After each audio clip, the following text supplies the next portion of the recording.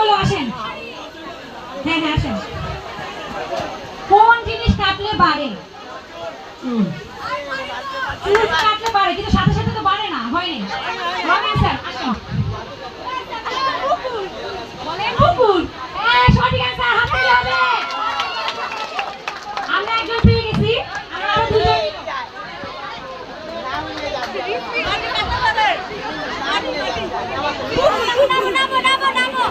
এমন কি জিনিস আছে ভাই যা নিজে থাকা ভালো, অন্য দিলে মানে অন্য কেউ যদি আপনাকে দেয় তাহলে মানে ভালো লাগে না?